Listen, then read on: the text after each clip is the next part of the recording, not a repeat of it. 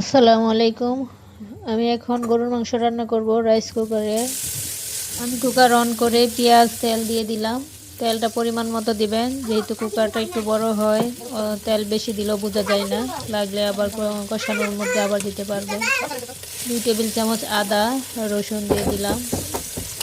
পেঁয়াজ আদা রসুন সাথে আমি গরম মশলা দিয়ে দিলাম। এগুলি একটু ভেজে এখন লবণ দিয়ে দিলাম।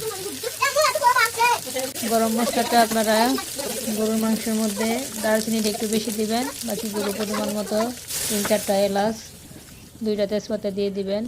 এখন সাথে আমি 2 টেবিল চামচ করে হলুদ মরিচ ধনিয়ার ফাঁকি দিলাম। এখন একটু জিরা দিয়ে দিলাম। আমার মশলাটা কষানো হয়ে গেছে। আমি ভিডিওটা কেটে কেটে করতেছি। এই যে মাংসটা দিয়ে দিলাম। আমার মনে হচ্ছে এটা গরুর মাংস না, এটা খাসির মাংস। আমি পাশাপাশি একই ডয়ারে গরুর মাংস খাসির মাংস রেখেছিলাম। আমি চিনতে ভুল করেছি, হয়তো বা খাসির মাংসটা ভিজিয়ে ফেললাম।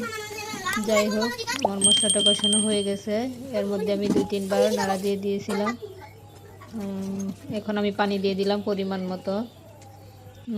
এখানে পানিটা একটু বেশি দেওয়া লাগে, পানিটা খুব তাড়াতাড়ি টেনে যায়, অল্প আঁচে রান্না করা যায় না। আমার যেহেতু বাচ্চা আছে আমি একটু আলু দিয়ে দিলাম, ও আলু খেতে পছন্দ করে, আপনারা দিতেও পারেন, স্কিপ করতে পারেন। এখন ঢেকে দিলাম। এই যে আমার অনেকটা রান্না হয়ে গেছে। এর মধ্যে আমি 2-3 বার নাড়া দিয়ে দিয়েছি, পানিটাও চেক করে নিয়েছি, লবণ চেক করেছি, আমার লবণ ঠিক আছে। মাংস রান্নার শেষের দিকে একটু জিরা আর কাঁচামরিচ দিয়ে দিলে, রান্নার শেষের দিকে কাঁচামরিচটা দিলে হয় কি একটা ফ্লেভার থাকে কাঁচামরিচের, যেটা খেতে খুব ভালো লাগে। আমি প্রথমে কাঁচামরিচটা না দিয়ে আমি শেষে দেওয়ার চেষ্টা করি, আপনারাও শেষে দেওয়ার চেষ্টা করবেন। আমার মাংস হয়ে গেছে, আমি নেমে ফেললাম। এই যে আমি একটা বাটিতে উঠিয়ে নিচ্ছি, আমি যতটুকু খাবো। বাসায় শুধু আমি আর আমার বাচ্চা, আমি পরিমাণ মতো অল্প করে নিচ্ছি। আমার কাছে মাংস রান্নাটা খুবই ভালো হয়েছে, নরম হয়েছে। খাসির মাংস অল্পতেই নরম হয়ে যায়, গরুর মাংসের মতো এত সময় লাগে না। আপনারা গরুর মাংস রান্না করার সময় একটু বেশি করে কষাবেন, আর রান্নার শেষের দিকে একটু চেক করে নেবেন। শেষের দিকে গরম ভাবটা রেখে ঢেকে দিবেন, তাহলে আরও নরম হয়ে যায়। আমি সাধারণভাবে ঘরোয়া পরিবেশে সিম্পলভাবে রান্নাটা করেছি।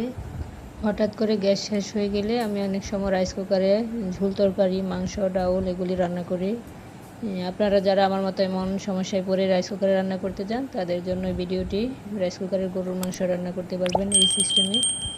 তো ভিডিওটি ভালো লাগলে অবশ্যই সাবস্ক্রাইব করবেন, লাইক করে দিবেন। সবাই ভালো থাকবেন। আসসালামু আলাইকুম। ধন্যবাদ সবাইকে আমার ভিডিওটি দেখার জন্য। আসসালামু আলাইকুম।